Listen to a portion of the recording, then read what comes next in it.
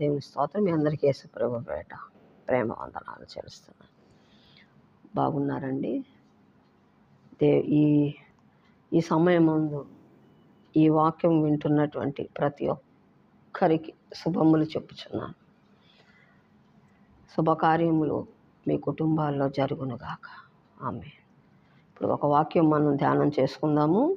99వ కీర్తన గ్రంథంలోంచి 6 వచనం. ఆయన యాజకులలో మోషే అహరోనులుండిరి. ఆయన నామమును బట్టి ప్రార్థన చేయు వారిలో సమూయేలు ఉండెను. వారు యెహోవాకు మొరపెట్టగా ఆయన వారికి ఉత్తరమిచ్చాడు. చాలు. ఈ వాక్యం శ్రేష్టమైనటువంటి మాట. ఈ మాట దేవుని స్తోత్రం. అంత మాత్రమే కాకుండా పరిశుద్ధ గ్రంథంలో కొన్ని వాక్యాలు ఉన్నాయండి. ఆ వాక్యం చదివినప్పుడు ఒళ్ళంతా పులకరించిపోద్ది. దేవుని స్తోత్రం. అంత చక్కటి మాటలు దేవుడు, పరిశుద్ధాత్మ దేవుడు ఇందులో ఇమిడ్చి ఉంచాడు.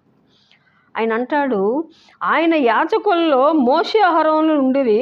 ఆయన నామమును బట్టి ప్రార్థన చేయు వారిలో సమూయేలు ఉండెను.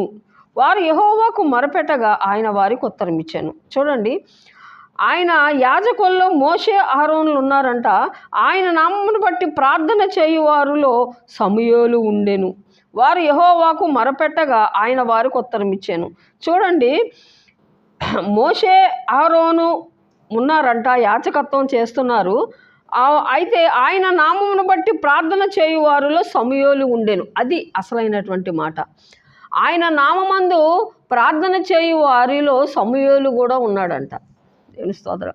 అంటే సమూయేలుని ప్రత్యేకముగా ఎత్తి పెట్టినట్టు వాక్యం ఉంది. దేవుని స్తోత్రం. చాలామంది భక్తులు, ప్రార్థనా పరులు ఉన్నారు. పరిశుద్ధ గ్రంథంలో అబ్రహాం ఉన్నాడు, దావీదు ఉన్నాడు. అందరూ ప్రార్థన చేసిన వాళ్ళు. యాకోబు ప్రార్థన చేశాడు, అబ్రహాం చేశాడు, ఇస్సాకు చేశాడు, దానియేలు చేశాడు,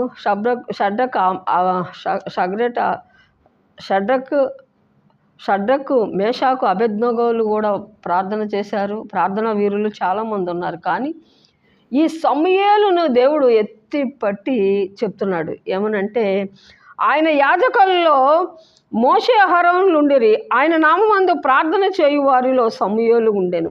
ఈ సమూయేలు చిన్నప్పటి నుంచి కూడా ఏలీ దగ్గర చక్కగా పెరిగినటువంటి బిడ్డ.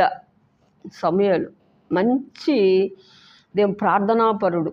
ఎందుకంటే ఆ యాజకత్వం చేస్తూ ఆ మందిరములో దేవుని స్తోత్రం ఏలీ దగ్గర చక్క అణిగి మణిగి ఉంటూ యాజకత్వం